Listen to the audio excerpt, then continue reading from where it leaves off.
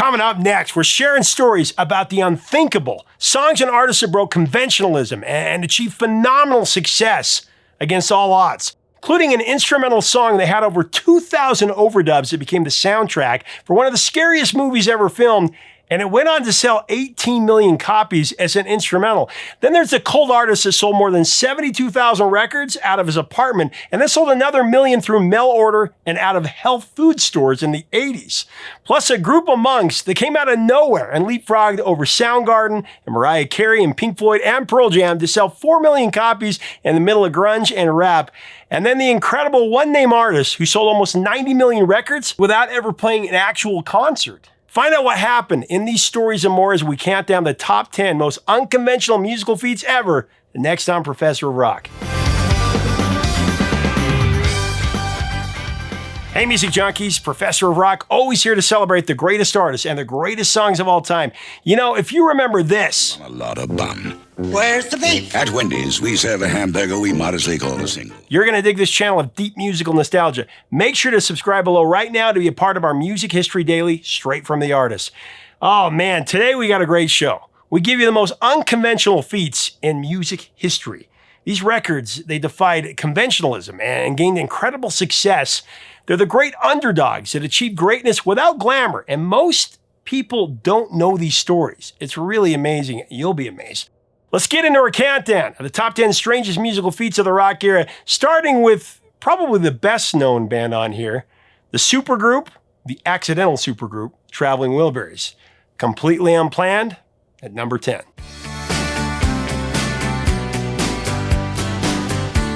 The reason the Traveling Wilburys made this list is because they're the greatest supergroup ever that actually didn't plan on being a supergroup at all. They didn't set out to be a supergroup. It isn't like Five Legends got squirrely one night and thought, hey, we should put together a band. This would be really cool. The plan had nothing to do with that. It actually started as a casual jam amongst friends, and it was supposed to be a B-side. Being beat up and battered around. The idea to turn it into a proper band, that grew out of that spontaneous session. As Tom Petty later put it, the main criterion for joining this perfect little band wasn't fame or skill, it was just who you could hang out with. It all came from friendship, not ego. Now, at the heart of the project, this is how the incredible ensemble unfolded. It all began when George Harrison needed a new B-side for a European single from his Cloud 9 album.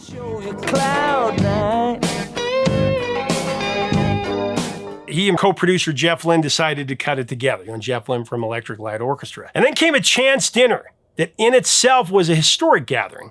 That evening, Guitar George and ELO's virtuoso Jeff Lynne dined with Roy Orbison. And as the wine flowed, George invited him to join the recording session the very next day. And then there was a borrowed guitar. George actually swung by Tom Petty's house to pick up a guitar, and then he had this epiphany to ask Tom to come aboard. Keep in mind, nothing was planned here. Everything was done by the seat of their pants. It just all fell into place. It truly was meant to be. Situation's tolerable. So, get this, with no time to book a proper studio, the group of these people ended up in Bob Dylan's garage. They turned a makeshift space into a fully functional recording setup. One by one, the Five Legends crowded into Dylan's garage. They got to work and they cracked out a track called Handle with Care.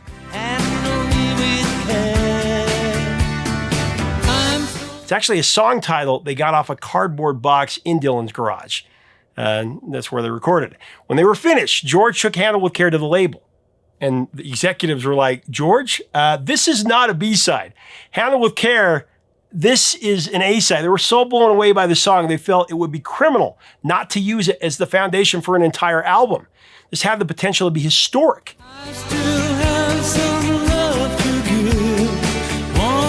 The surprising enthusiasm for Handle with Care ignited a passion in these Five Legends they hadn't felt since they were young and hungry musicians. So they kept going, turning what was supposed to be a one-off session into a full album. And it became Traveling Wilburys Volume 1. Waiting for someone to tell you everything.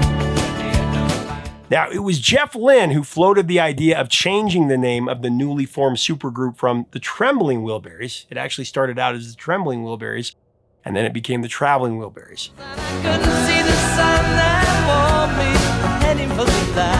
Wilburys came from an inside joke that Jeff and George had about those Wilburys in the studio, referring to production gear that supposedly, blurs or buries mistakes in the mix. And as they expected, Handle with Care by the Traveling Wilburys attracted immediate excitement at rock radio. The single worked its way to number 2 on the Billboard Album Rock Radio Tracks chart, and of course, the greatest supergroup, in my opinion, that didn't actually plan to be a supergroup.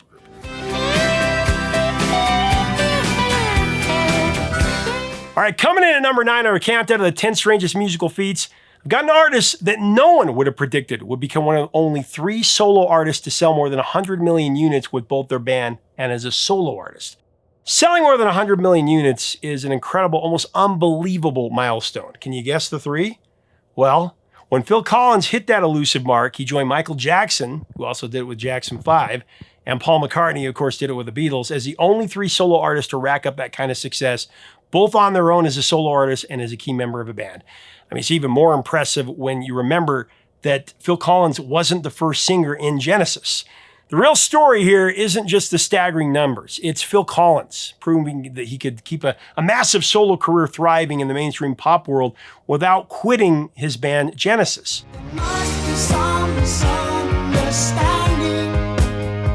Of course, Genesis itself had its own big artistic evolution, turning into one of the defining acts of the rock era. In 1970, Phil Collins joined Genesis as their drummer, not as the lead singer, right? He was not a highly sought-after player at that time. In fact, he was largely unknown. Core members of Genesis were Mike Rutherford, Tony Banks, and Peter Gabriel. They only knew about Phil Collins because he replied to an ad that the band had placed in the magazine Melody Maker when they were looking for a new drummer.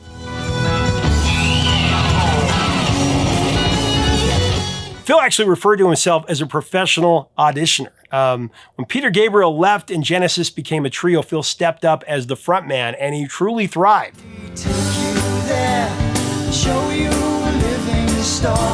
Nobody saw this coming. For years, Genesis had been a primarily progressive rock act with little crossover potential. Of course, Phil Collins' rise as a vocalist, performer, and a lyricist helped push the band into new heights, making them one of the best-selling rock acts in the world, especially with Invisible Touch.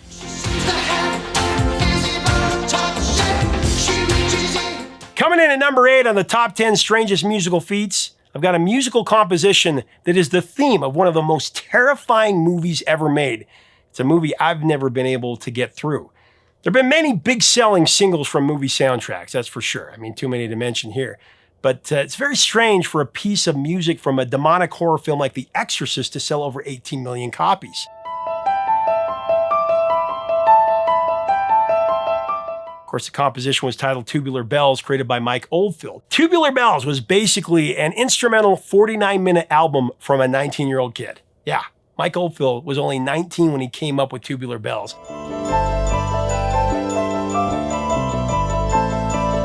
He did more than 2,000 overdubs on the production, which made it seem unmarketable by traditional standards, especially back then. No conventional single, an unconventional structure, and even played with high-speed and low-speed guitar techniques to craft those unique sounds.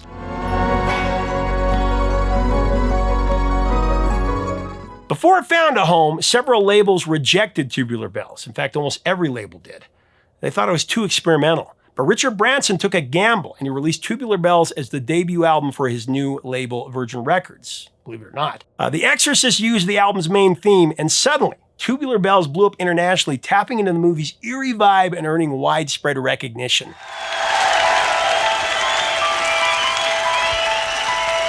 In 1974, the album shockingly climbed to number 3 on the Billboard 200 album chart. But get this. The single edit of the song peaked at number 7 on the Billboard Hot 100. The eerie instrumental going that high.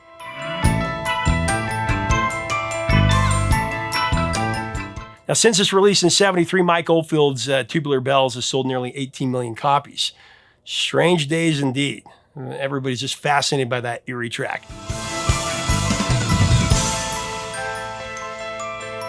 Back to the countdown at number 7, I've got a vocal group singing traditional Irish music that shocked the industry. They were called Celtic Woman, and nobody, and I mean nobody, saw it coming.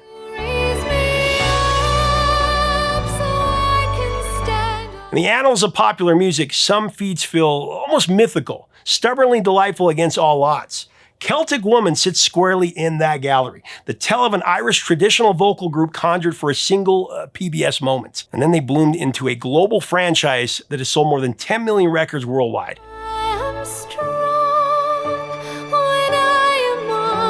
Now, it started with a simple, audacious idea. An elegant contemporary vessel to celebrate Ireland's rich musical heritage.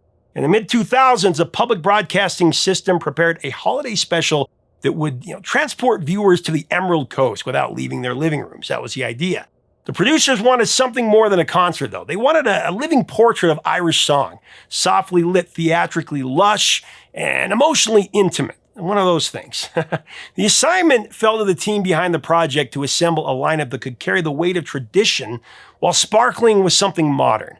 The concept crystallized into Celtic Woman.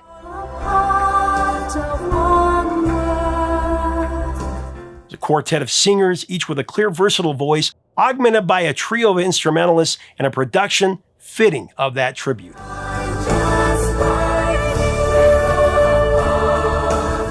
Now, when Celtic Woman premiered on PBS, it was presented as a graceful, polished showcase of Irish song rather than a blockbuster franchise starter. I mean, it wasn't marketed as a trend at all.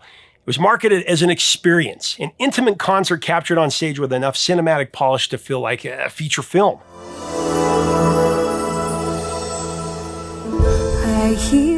The special attracted viewers who were hungry for warmth, elegance, and a sense of old-world history. It offered an accessible portal into Ireland's musical landscape. It was singers who could inhabit a ballad as easily as a hymn,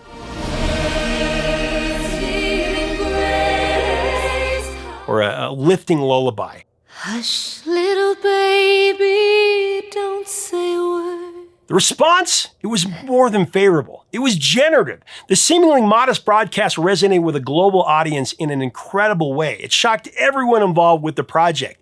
Now keep in mind that features on PBS are usually produced on a shoestring budget. I mean, many never make it to an actual broadcast because they have money troubles. But Celtic Woman's path defied typical single project trajectories for sure. By the decade's end and into the next, the brand had produced a catalog of recordings that together surpassed 10 million copies sold worldwide.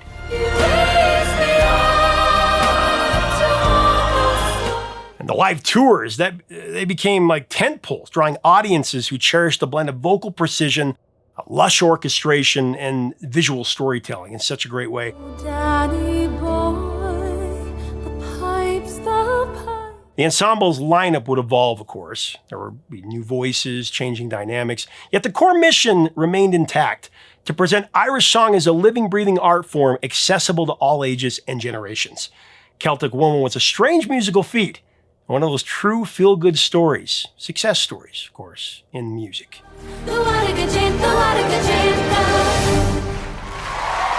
Okay, this next one is going to shock you. We continue our countdown with probably the strangest entry that we've ever had on a countdown for me. It was a project that arguably had the best ROI of any other album in recorded music history.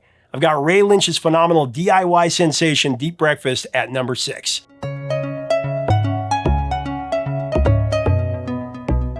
You're not going to believe this story, but it's true. Ray Lynch's Deep Breakfast is often hailed as a trailblazer in electronic music and EDM. It somehow turned pennies into millions. It's basically a new age record. It was released back in 1984. It's the kind of album that you'd expect to find in a bargain bin, and you'd laugh at it. When the cover is cheesy watercolor vibes. I mean, no offense to Ray's friend Kim Prager, who painted it. The tracks ride on synths that feel like they came from like a LucasArts fantasy game, polished by a producer with a wild imagination and maybe a few mushrooms.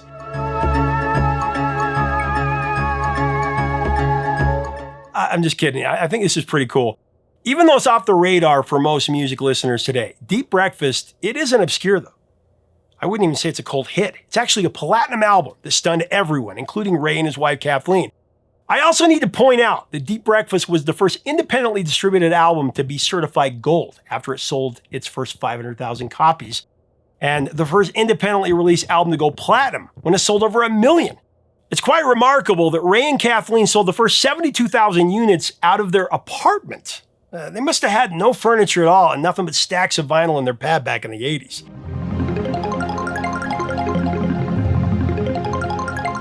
Now, Deep Breakfast is not only a breakthrough for electronic music, it's a big win for the underdog, crusading an independent spirit that's bold and inspiring on so many levels. It's also an example of how influential in-store play was, back in the 70s and 80s. Ray Lynch recalled that record stores used to stick Deep Breakfast on the store turntable and just played the album in its entirety.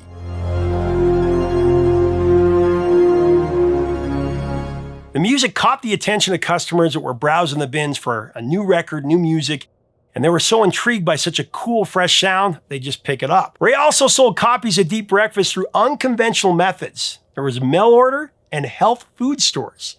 Very cutting edge at the time. No one sold physical albums in health food stores during that time. That's how it got to platinum success. Celestial Soda Pop was the opening track on Deep Breakfast. It's probably the most famous composition from the album.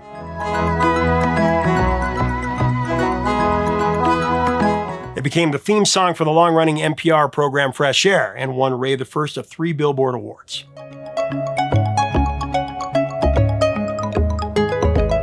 Onward and upward with our countdown to the top 10 strangest musical feats is a song I never thought I would cover on Professor of Rock.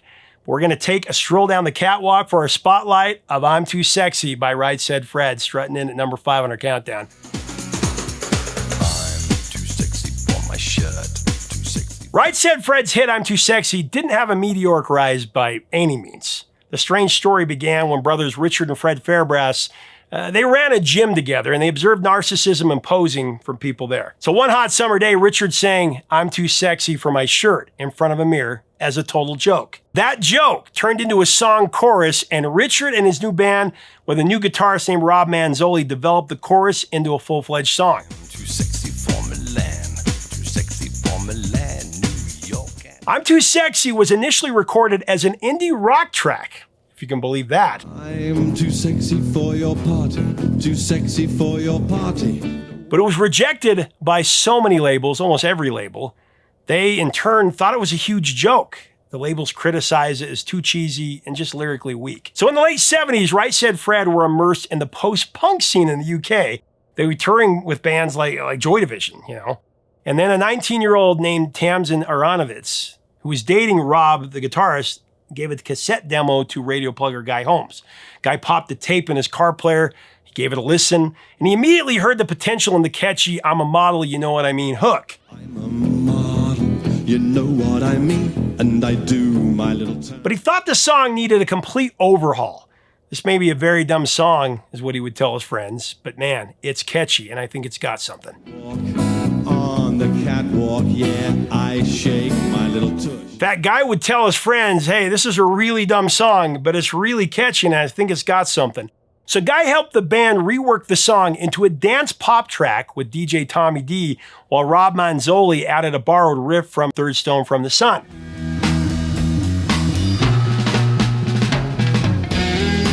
Come on.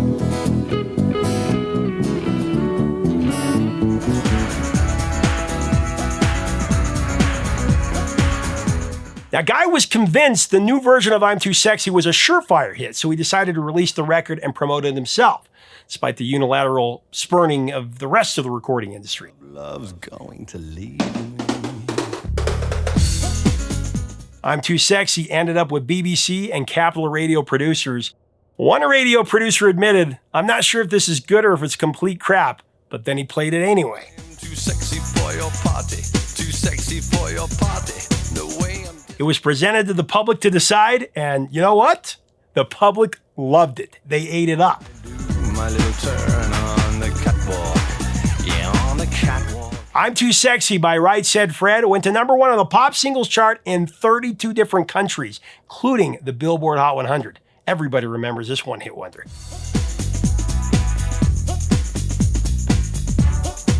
It was a quirky little novelty song with a strange vocal that proved artistic merit was not always a factor in determining the success of a pop single for sure.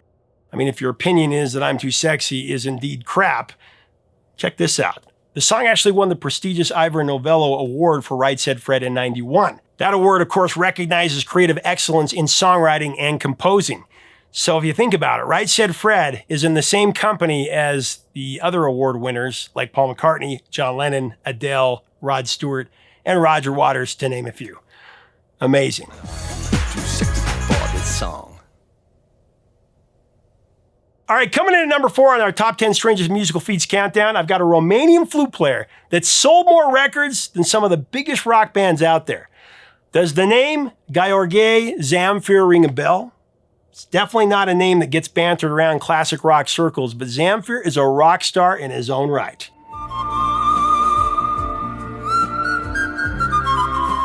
Zamfir is credited as the man who revitalized a pan pipe made out of bamboo known as the Romanian nai. Now, for his strange feat, Zamfir was dubbed as the king of the pan flute. One might not expect a nai pan flute to have lucrative commercial potential, but wow, Zamfir has definitely proven otherwise.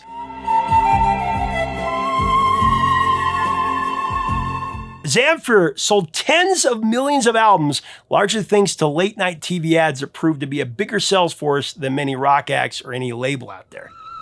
He's sold over 20 million records round the world. I mean, do you remember those infomercials? I certainly do. I remember as a kid, I was mesmerized by it. While exact US numbers aren't clear, sales in Canada and worldwide were massive, easily eclipsing many major rock artists of the time. The TV infomercials cast Zamfir as this mysterious foreign master of an instrument that most Americans hadn't seen or heard. His hauntingly beautiful music in movies, on radio and TV. His instrumental music radiated an international vibe that needed no language to be felt. It was definitely a soothing contrast to the era's rock dominance. The serene pan flute offered a calm alternative that could tap into a whole new audience there. This magnificent collection. The marketing, it was polished. It was dreamlike. Ads showed Zamfir in serene scenes performing with the refrain, "Relax as Zamfir sweeps you away to a world of haunting, tranquil beauty." He sold tens of millions with a pan flute. You gotta love it. Sweeps you away to a world of haunting, tranquil beauty. Our musical feat countdown continues at number 3 with an inspired album by one of the most popular names in electronic music. But he became the only artist to have every single song from that album get licensed by film or TV. Talking about Moby and his full-length magnum opus, Play.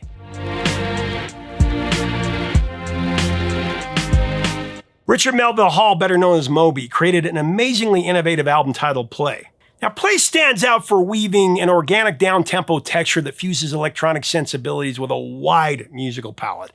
I mean, the album blends electronic dynamics with early blues, African-American folk, gospel, hip-hop, disco, techno, rock, all of that combined, creating a sound that felt both adventurous yet accessible.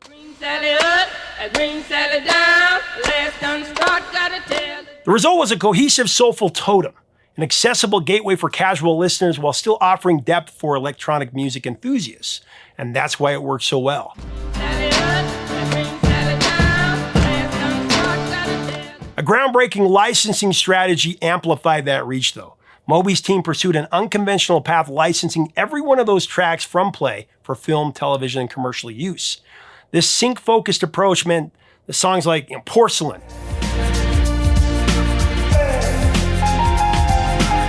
and Find My Baby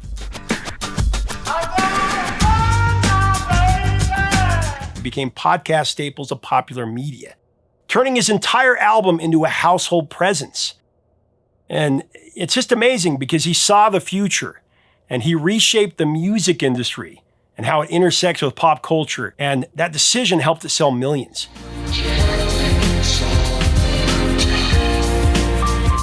When Moby finished Play, there was little sign it would diverge from his last album, Animal Rights. I mean, he was still with Mute Records in the UK, but Elektra had dropped him after that album, leaving Play without a US outlet. And Moby actually says he pitched the record to every major label, Warner Brothers, Sony, RCA, every one of them rejected it. Eventually, the smaller label V2 picked it up. But his publicist, he had to push it to journalists, many of whom wouldn't listen to it. His manager, Eric Harla, he noted that their initial goal was just to sell 250,000 copies, the same target as his 1995 album, Everything Is Wrong, at that time his best-selling album. Moby's Play has sold nearly 13 million copies, becoming the best-selling electronica album of all time and generating millions of dollars in licensing royalties from that plan to do that. So this is goodbye. All right, our countdown of the top 10 strangest musical feats comes to our bridesmaid position. and probably the most unlikely hit of all time. In 1994, Pearl Jam and Nirvana and Alice in Chains ruled the album charts from the rock side. And Snoop Dogg and Dr. Dre did it from the rap side. And then there was Boyz II Men and Madonna and Mariah Carey from the pop side. No one ever expected a bunch of monks to overtake them. The blockbuster 1994 album Chant was a collection of medieval Gregorian chants by the Benedictine monks of Santo Domingo de Silos. Most of these chants were recorded clear back in the 70s. It has to stand as the striking countercultural moment of that time.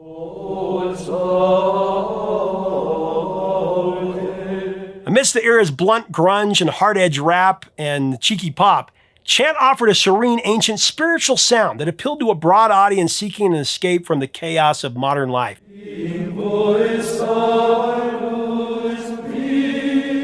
though most people had no inkling of what a Gregorian chant was, let alone that it would have such a profound impact in pop culture. I mean, grunge was the sound of Gen X's disillusionment. Grunge was characterized by distorted guitars and raw vocals and angst-ridden lyrics addressing social alienation and depression.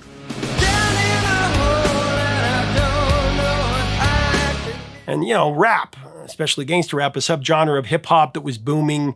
It's got to start in the early 90s. That was providing a raw and unfiltered narrative of inner city life with lyrics focused on social issues and crime and materialism and such.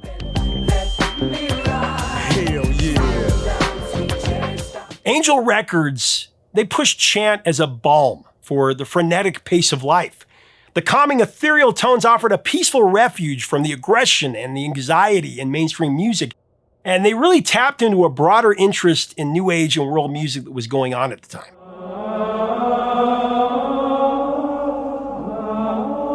For many listeners, the album was a way to escape the stress of work and family and daily life.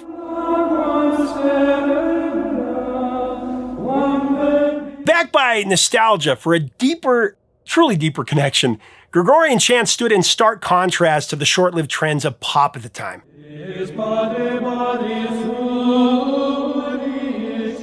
In a generation suspicious of quick hits, the ancient spiritual roots of the chant felt more meaningful and more lasting than the typical commercial music you were hearing on the radio. Initially, the success of chant was seen as a novelty, but it soon turned into a phenomenon.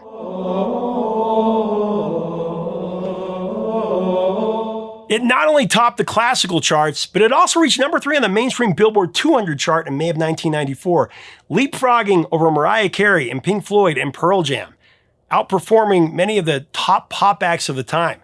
Chant actually went on to sell more than 4 million copies. It's crazy. We probably need it more now than we did then.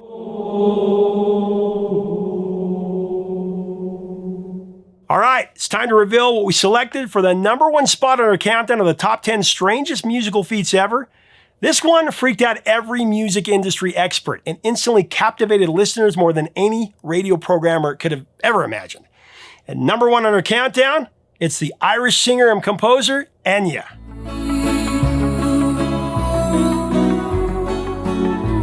Enya Patricia Brennan, or simply Enya, is a beautifully strange phenomenon of the rock era. Among her incredible musical feats is the fact that she sold nearly 90 million records across the globe without ever touring or even playing a live concert. Unheard of. I mean, if you pull up her setlist.fm entry, it only has one page. Well, it has a second page with another entry, but all the performances are TV appearances or award shows. Enya's amazing success without touring comes from a few core ingredients, though. I mean, her sound is uniquely layered and complex, built from heavy overdubs that are tough, if not impossible, to pull off in a concert setting.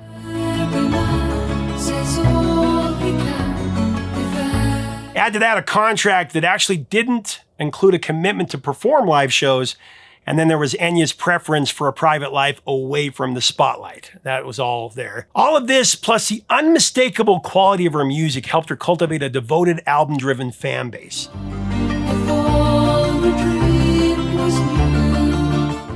She put her own comfort and the integrity of her sound first, choosing a path that let her stay out of the media glare while still becoming one of the biggest selling artists of her time. Now, there are other artists that attempted to do this, or certainly would have loved to have done this. But Enya actually broke the mold with more success than she could have possibly imagined, or we could have possibly imagined. How did we know that's what we wanted?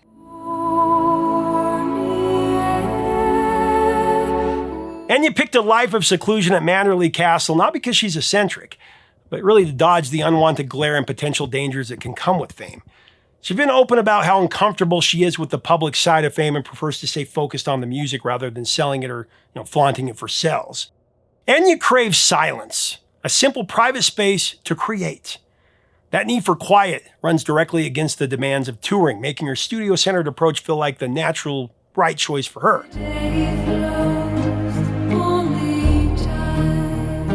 If you're not familiar with Enya's haunting track, Orinoco Flow, from her second album, Watermark, do yourself a favor and stream it, buy it, listen to it. It's amazing.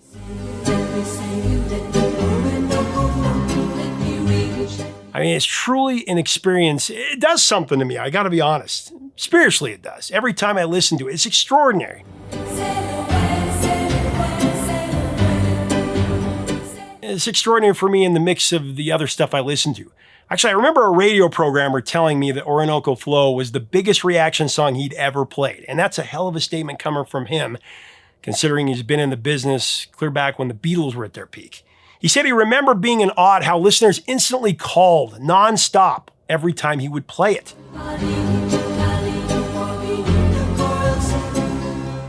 Surprisingly, many radio stations resisted it at the time. It didn't fit the mode for the energy, rhythmic-driven radio format at the time.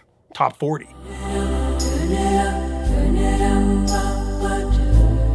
Orinoco Flow, it stalled at number 24 on the Billboard Hot 100, but it did rise to number 1 on the European singles chart, including a chart topper in the UK. I mean, the reaction to Enya's music, it's truly remarkable to me. I call it the ambient version of Beatlemania. It's a strange and stimulating musical feat that has made a big mark in the history of popular music.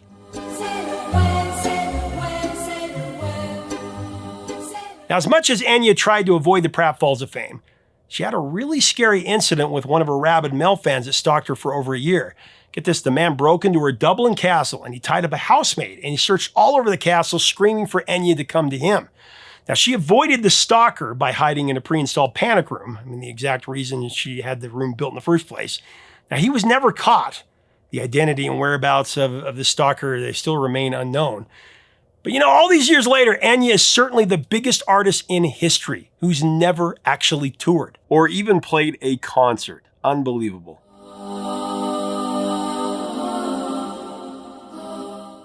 Thanks so much for being a part of our countdown, the top 10 strangest musical feats. Truly, some fun and cool stories. There's actually probably a dozen more out there that people don't know about. There are these underdogs that have done incredible things. Would you like me to do a part 2? What are your memories of these songs? What are your thoughts about Traveling Wilburys and Phil Collins and Enya and all these incredible artists? Let's have a great discussion below. If you like our content, we invite you to subscribe. We'd love to have you as part of our community. Till next time, 3 chords and the truth, my friends.